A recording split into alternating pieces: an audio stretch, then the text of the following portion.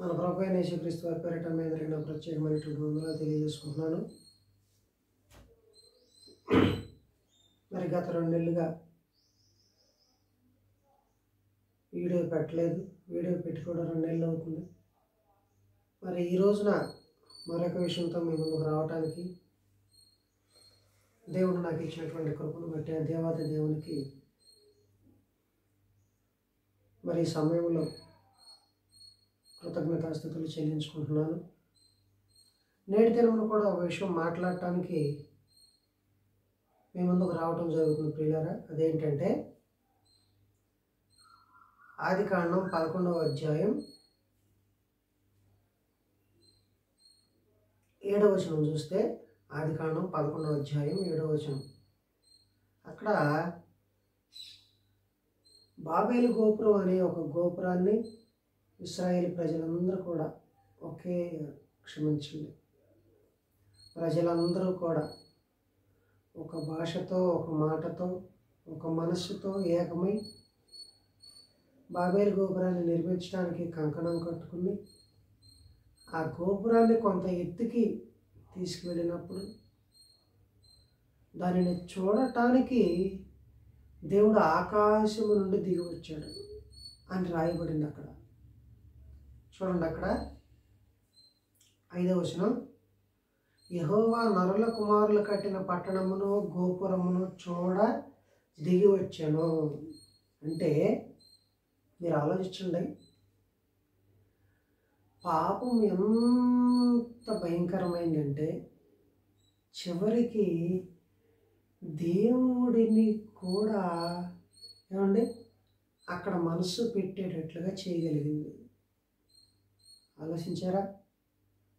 దేవుడు దిగి వచ్చాడు అంటే దేవుడు నిజంగా దిగి వచ్చాడని కాదండి. అసలు దేవుడి మనసంతా కూడా ఆ బాబెల్ టవర్ మీద, అంటే ఈ ప్రజలు, నేను సృష్టించిన ప్రజలు, నా చేతి పైన అయినటువంటి ఈ ప్రజలు నన్ను వ్యతిరేకించటంలో, నేను చెప్పినటువంటి ఆజ్ఞను ధిక్కరించటంలో ఎంత సమర్థులైపోయారా? ఎంత తెలివితేటలో, ఎంత జ్ఞానం ప్రదర్శిస్తున్నారా? నన్ను వ్యతిరేకించి నాకు విరుద్ధంగా ఇంత కోటను కట్టుకుని తమకు తామే పేరు తెచ్చుకోవాలని ఎంత గొప్పగా ఎదిగిపోయారా? అప్పుడప్పుడు మన పిల్లలు కూడా మన మీద అన్నప్పుడు వాళ్ళు తిరిగి మనకు సమాధానం చెప్పినప్పుడు కానివ్వండి, మన మాట ధిక్కరించినప్పుడు కానివ్వండి, మనం తల్లిదండ్రులుగా మనం ఏమంటామంటే, ఎరా నాకే ఎదురు సమాధానం చెప్పేంత గొప్పడు అయిపోయావా, లేదా నా మీదే తిరగబడేంత గొప్పడు అయిపోయావా, ఇలా మాటలు మాట్లాడుతూ ఉంటాం. అంటే ఆ మాటలు ఎప్పుడు వస్తాయి? బిడ్డలు తల్లిదండ్రులకు కడుపు శోకం కలిగించినప్పుడు, దుఃఖం కలిగించినప్పుడు వచ్చేటువంటి మాటలు ఆ మాటలు. ఇక్కడ కూడా దేవుడు చూడ దిగి వచ్చాడు అంటే ఏమండి, దేవుడు మనస్సు అక్కడ పెట్టాడంటే ఎంత భయంకరమైంది ఆ ఆజ్ఞాతిక్రమం. ప్రపంచం మొత్తాన్ని నిందించండి అన్న దేవుని ఆజ్ఞను అతిక్రమించి, లేదు అందరం ఒకే చోట ఉండాలి అనే వాళ్ళ ఆలోచనతో ఆ గోపురాన్ని నిర్మించినప్పుడు అక్కడ దేవుడు ఏం చేస్తాడంటే, మనం దిగిపోయి వాళ్ళ భాషను తారుమారు చేసేసి మనమే చల్లా చెదురు చేయాలి. ఎందుకు? దేవుడే దిగి వచ్చి చల్లా చెదురు చేయాలా? దేవుడే తన ఆలోచన ప్రకారం జనాన్ని నడిపించాలా? మనుషులు ఎప్పుడు దేవుని ఆలోచన ప్రకారం నడవరా? ఆలోచించండి. దేవుడే ఒక మెట్టు దిగి రావాలా మనిషి కోసం? మనిషి ఎప్పుడు దేవుని కోసం ఒక మెట్టు దిగడా? మీరు ప్రారంభం నుంచి చూడండి, ప్రారంభం నుంచి కూడా దేవుడే ఎప్పటికప్పుడు తన నిర్ణయాన్ని మార్చుకొని, తన కోపాన్ని చంపుకొని, తన ప్రేమను చూపిస్తూ ఎప్పటికప్పుడు ఒక్కొక్క మెట్టు మానవుని కోసం భూలోకానికి దిగి వచ్చాడండి. మానవుని కోసం ఆలోచించాడే తప్ప ఈ మానవుడు ఎప్పుడూ తన కన్నతండ్రి అయినటువంటి దేవుని గురించి ఎప్పుడూ ఆలోచించలేదు. ఇక్కడ జరిగింది అదే. భూమి మొత్తాన్ని నిందించమన్నాడు దేవుడు. లేదు లేదు, ఒకే చోట ఉంటామని ఒకే భాషతో ఉన్నారు. అప్పుడు దేవుడు ఏం చేశాడంటే, మన నిర్ణయం వాళ్ళ చొప్పున వాళ్ళు చేయరు కాబట్టి మన నిర్ణయం చొప్పున వెళ్ళి మనమే వాళ్ళు చెదరగొడదాం భూమి అంతా. ఏమంటే దేవుడు తన ఆలోచన నెరవేర్చుకోవటానికి ఈ భూమి మీద వాళ్ళు మానవుడు ఆఫ్టర్ ఒక మానవుడు కట్టే కట్టడం మీద, ఒక మానవుడి మీద సృష్టికర్త అయినటువంటి దేవుడు ఫోకస్ పెట్టాడంటే, మానవ పని మీద దేవుడు ఫోకస్ పెట్టాడంటే ఎంత, అది కూడా ఆజ్ఞ అతిక్రమంలో. పోనేది ఏమన్నా మంచి పనా? దేవుడు దృష్టి పెడతాడండి. నీతిగా బ్రతికేవాడు, పరిశుద్ధంగా బ్రతికేవాడు, నీతి కార్యములు చేసేవాడి పట్ల కూడా అదే విధంగా దృష్టి పెడతాడు. కానీ చెడు చేసేవాడి పట్ల కూడా దేవుడు దృష్టి పెడతాడు అనేది చల్లా చెదురు చేస్తాడని ఈ వచనాలు మనకు సెలవిస్తున్నాయి. ఇక్కడికి ఏం చేశాడు? దేవుడే దిగి వచ్చాడు ఆ పాపాన్ని ఆపటానికి. వాళ్ళందరినీ చెదరగొట్టడానికి దేవుడే దిగి వచ్చి వాళ్ళందరినీ చెదరగొట్టేసేసి ఎవరు ఏ భాష అయితే మాట్లాడుతున్నారో ఆ భాషకు తగ్గ జనమంతా కూడా ఆ ప్రదేశంలో ఉండటం. ఇలా ఒక్కొక్క భాష మాట్లాడేవాళ్ళు ఒక్కొక్క మూలకి, ఒక్కొక్క భాష మాట్లాడేవాళ్ళు ఒక్కొక్క మూలకి, ఒక భాష మాట్లాడేవారికి మరొక భాష మాట్లాడితే వాడితో సంబంధం లేకుండా ప్రపంచం నలుమూలల చల్లా చెదురు చేసి పడేసాడు దేవుడు. ఎందుకో తెలుసా? తన ఆలోచన ప్రకారం ఆయన దిగి వచ్చాడు తప్ప తన ఆలోచన ప్రకారం మనిషి ఎప్పుడూ కూడా చేయలే. అయితే అలా చెదరగొట్టి దేశం నలుమూలల ప్రజల్ని దేవుడు చెదరగొట్టేసేసి భాషల ద్వారా విడగొట్టేసేస్తేనండి మళ్ళీ ఏమైందో తెలుసా? అలా విడిపోయినటువంటి జనాంగం అలాగైనా పాపం తగ్గుతారేమో, అలాగైనా పాపానికి బలం తగ్గించుకుంటారేమో అని చెప్పి దేవుడు ఆలోచిస్తే అస్సలు లేదు కదా. భాషలు ఎన్నైనా భావము ఒక్కటే అని ఒక కవి చెప్పినట్లుగా ఎన్ని భాషలు అయితే ఏమి, ఎన్ని భాషలు మాట్లాడితే ఏమి, ఎన్ని ప్రదేశాల్లోకి వెళ్తే ఏమి, ఎన్ని ఖండాల్లోకి వెళ్తే ఏమి, హృదయంలో ఉన్న చెడు ఎక్కడికి పోయింది? అదే చెడు, అదే అతిక్రమం, అదే పాపం, అదే మనసు. ఏమండి? ఇలా ప్రపంచంలో ఉన్న వాళ్ళందరూ కూడా చెడిపోతూనే ఏ భాష మాట్లాడేవారు ఆ భాషలో విచ్చలవిడిగా చెడిపోయి ఉన్నారు. ఇలా చూస్తే వివేకం కలిగి దేవుని వెతుకువారు ఉన్నారేమోనని దేవుడు ఒక్కసారి పైనుంచి చూస్తే, అరే నేను భాషల చొప్పున విడగొట్టాను కదా, ఎవరన్నా ఏ మూలన ఫలానా భాష మాట్లాడేవారు ఎవరన్నా నీతిగా కనిపిస్తారేమో చూద్దామని చూస్తే అస్సలు లేదు. అన్ని భాషలు మాట్లాడేవారు కూడా తొలగిపోయి ఉన్నారు.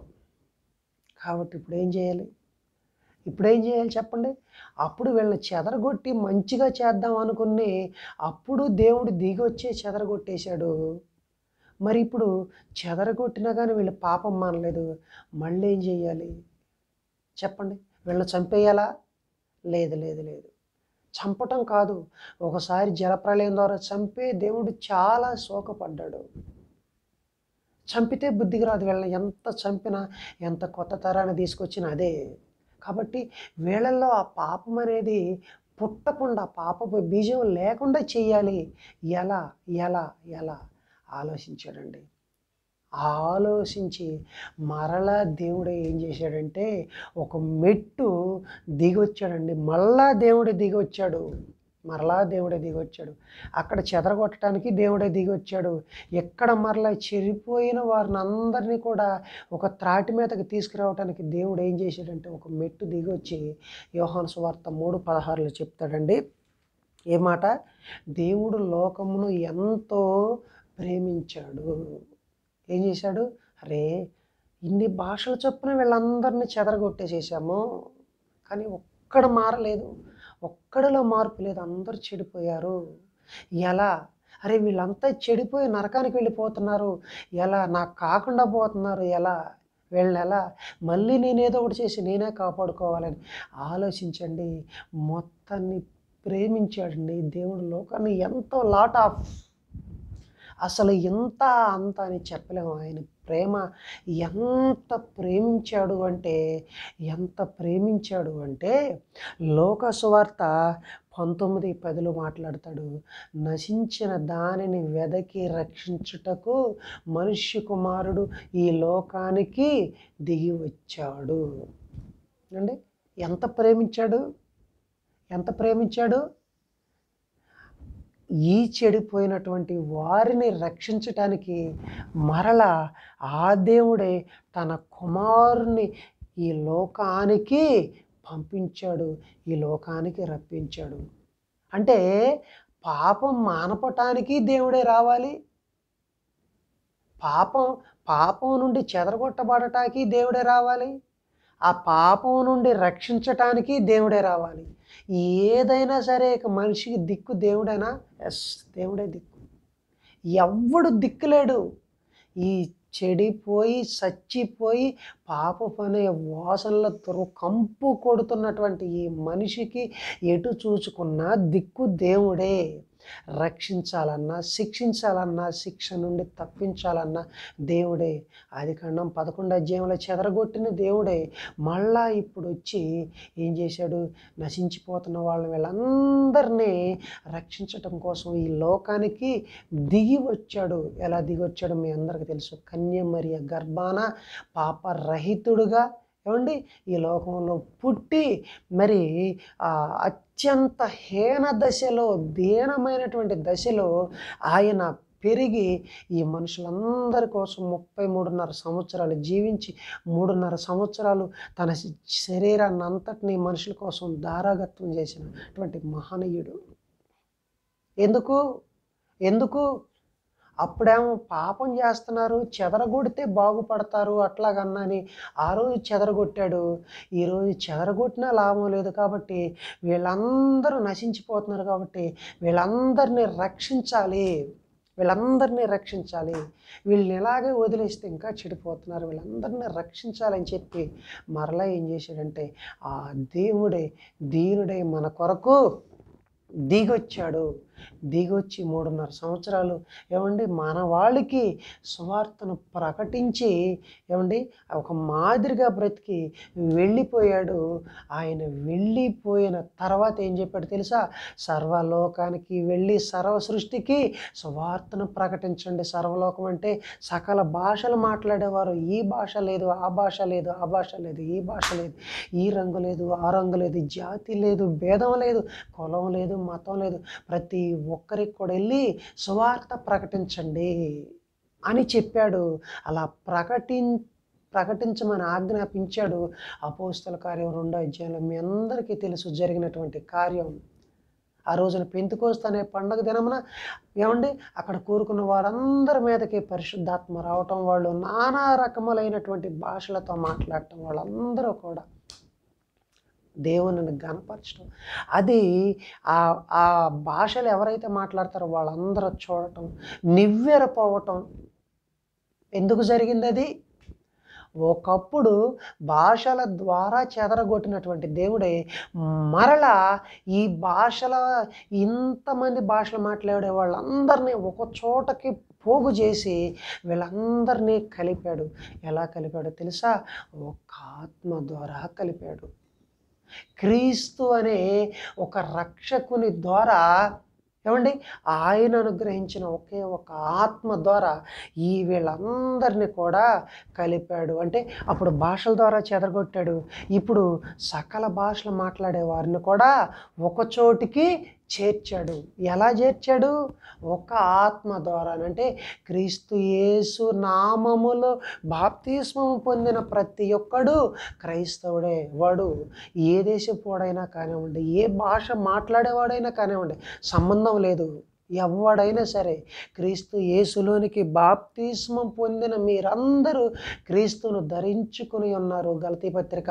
ఇందులో యూదుడని లేదు, గ్రీసు దేశస్థుడని లేదు, దాసుడని లేదు, స్వతంత్రుడని లేదు. క్రీస్తు యేసునందు మీరందరూ దేవుని కుమారులై ఉన్నారు. ఏమండి ఎప్పుడు జరిగింది అది?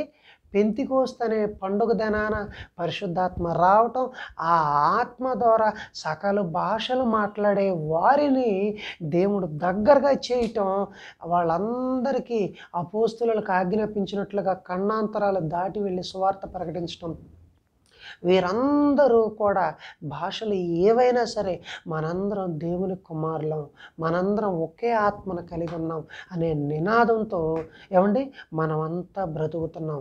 ఇప్పుడు భాషలు ఎన్నైనా సరే మనందరికీ ఆత్మ ఒక్కడే, మనందరికీ రక్షకుడు ఒక్కడే, మనందరికీ తండ్రి అయినటువంటి దేవుడు ఒక్కడే.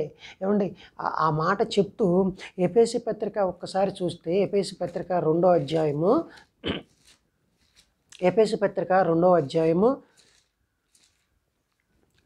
చూడండి, 2వ అధ్యాయం 17 నుంచి 19 వచనాలు చూస్తే యూదులకు అన్యులకు మధ్య వ్యత్యాసాన్ని గురించి మాట్లాడుతూ ఇక్కడ ఏమంటాడంటే పౌలు గారు, మరియు ఆయన వచ్చి అనగా యేసుక్రీస్తు దూరస్థులైన మీకును అంటే అన్యులను సమీపస్థులైన వారికి సమాధాన సువార్తను ప్రకటించాను. ఎవరు? యేసుక్రీస్తు వారు వచ్చి దూరస్థులైన మీకు అంటే యేసు ప్రభువుని ఎవడైతే అంగీకరించడో వాళ్ళందరూ కూడా ఎవరంట? దూరస్థులు, దేవునికి దూరస్థులు, దేవుని జనాంగంగా పిలువబడుతున్న యూదులకి దూరస్థులు వాళ్ళంతా. అలాగే సమీపస్థులైనటువంటి దేవుని చూడండి ఒక్కసారి, సమీపస్థులైన వారికి సమాధాన సువార్త అంటే ఇందులో యూదులు మాత్రమే దేవుని కుమారులు, ఇశ్రాయేలీలు మాత్రమే దేవుని కుమారులు, మిగతా వారు అంత అన్యులు. అరే పలానా భాష మాట్లాడేవారు దేవునికి సంబంధం లేదు, పలానా హిబ్రూ భాష మాట్లాడేవారే దేవుని జనాంగం, పలానా ఇంగ్లీష్ మాట్లాడేవారితో దేవునికి సంబంధం లేదు, గ్రీకు మాట్లాడేవారితో దేవునికి సంబంధం లేదు, లేకపోతే హిందీ మాట్లాడేవారితో సంబంధం, ఇలా భాషల పేరట కానీ మరి భేదాభిప్రాయాల ద్వారా అంతవరకు వేరుగా చూసినటువంటి జనాంగం, అన్ని జనాంగంగా పిలువబడిన వారందరూ ఎవరైతే ఉంటారో వారిని అందరినీ కూడా దేవుని నమ్మిన జనాంగముతో కలిపి సమాధాన సువార్త అంటే అందరూ కలిసిపోయేలాగా, అందరూ కలవాలంటే ఏం చేయాలి?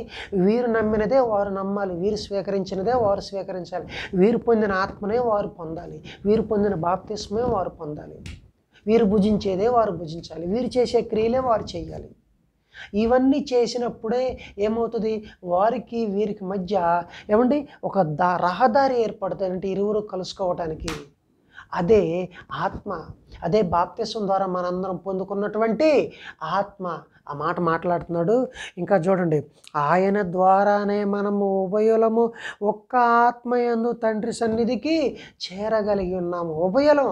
నువ్వే భాష మాట్లాడేవాడు అయినా, భాష వేరు కావచ్చు, నీది ఇంగ్లీష్ అవ్వచ్చు, నాది తెలుగు అవ్వచ్చు, నీది నాది అర్థం కాకపోవచ్చు, నీ మాట నాకు అర్థం కాకపోవచ్చు, నా మాట నీకు అర్థం కాకపోవచ్చు, కానీ మన ఇద్దరం ఒకే ఆత్మను పొంది ఉన్నాం, మనం ఒకే తండ్రికి కుమారులు. మన ఇద్దరిని కలిపింది ఏమండి? ప్రభు అయినటువంటి యేసుక్రీస్తు. ఆయన మనల్ని కలపడం కోసమే దిగొచ్చాడు ఈ భూలోకానికి అంటున్నాడు పౌలు గారు. అన్యులకు యూదులకు మధ్య వ్యత్యాసాన్ని మాట్లాడుతూ, ఒకప్పుడు మీరు అందరు దూరస్తులు, అసలు మీరంటే యూదులకు అసహ్యము, మిమ్మల్ని చేరనిచ్చేవారు కాదు, మిమ్మల్ని హీనంగా చూసేవారు, కానీ ఇప్పుడు యేసుక్రీస్తు దిగి రావటం వల్ల, ఎందుకు దిగి వచ్చాడు? వీళ్ళంతా నశించిపోయి చచ్చిపోతున్నారని చెప్పి వీళ్ళందరినీ కూడా ఒక ఆత్మ ద్వారా దగ్గరికి చేర్చాలని చెప్పి యేసుక్రీస్తు దిగి వచ్చాడు. ఆ దిగి రావటం వల్లనే మనకు సమాధానం ఏర్పడింది అంటున్నాడు. ఏమంటే అర్థమైందా? ఆదికాండం 11వ అధ్యాయంలో ఏం చేశాడు? దేవుడే దిగొచ్చి తన ఆలోచన నెరవేర్చుకోవటం కోసం వాళ్ళందరినీ భాషల రూపంలో విడగొట్టాడు. మళ్ళా ఎక్కడికి వచ్చేసరికి నూతన నిబంధన గ్రంథంలోకి వచ్చేసరికి యేసుక్రీస్తు అనే ఒక రక్షకుడిని పుట్టించి ఆయన ద్వారా ఒక ఆత్మను పంపించి ఏమండి బాప్తిస్మము ద్వారా ఏం చేశాడు? ఒక ఆత్మలోకి వీళ్ళందరినీ కూడా నడిపించాడు. అంటే ఏ భాష మాట్లాడేవారైనా సరే దేవునికి ఇష్టులే, ఏ భాష మాట్లాడేవాడైనా దేవునికి సమీపస్తుడే, ఏ భాష మాట్లాడేవాడైనా వాడు ఆత్మను ధరించుకుంటే, పరిశుద్ధాత్మను ధరించుకుంటే, క్రీస్తును విశ్వసిస్తే వాడు ఏ భాష మాట్లాడేవాడైనా సరే దేవుని కుమారుడే అని దగ్గర చేయటం కోసం దేవుడు మరలా ఒక స్టెప్ ఎక్కడికి దిగి వచ్చాడండి. అంటే టోటల్గా చూస్తే ఎప్పుడైనా సరే మనిషి దేవుని కోసం ఒక మెట్టు ఎప్పుడు దిగలేదండి. దేవుడే మనిషి కోసం ఒక మెట్టు దిగి వచ్చాడు. ఆలోచించండి, ఇంత గొప్ప దేవుని మనం నమ్ముకొని ఉన్నాము అంటే మనం ఎంత అదృష్టవంతులమో ఆలోచించండి. సృష్టికర్త అయినటువంటి దేవుడు మన కోసం తాపత్రయపడటం ఏంటంటే, మన కోసం రావటం ఏంటి, మనల్ని చూడటం ఏంటి, ఆయనకి ఇంకేం పని లేదా? ప్రకృతిని శాసించగలిగినటువంటి దేవుడు. ఎస్, మనమే కావాలి. ఎందుకంటే జీవము కలిగిన వారం మనమే. ఈ ప్రకృతిలో ఏదైనా మంచి చెడులు ఆలోచించేది మనమే. ఏమండి, మంచి చేసేది చెడు చేసేది మనమే. జ్ఞాన వివేచనలు మనకే ఉన్నాయి. దేవుని ఆత్మ మనలోనే ఉంది. కాబట్టి మనమే కావాలి తప్ప ఈ ప్రకృతి ఏది దేవునికి అవసరం లేదు.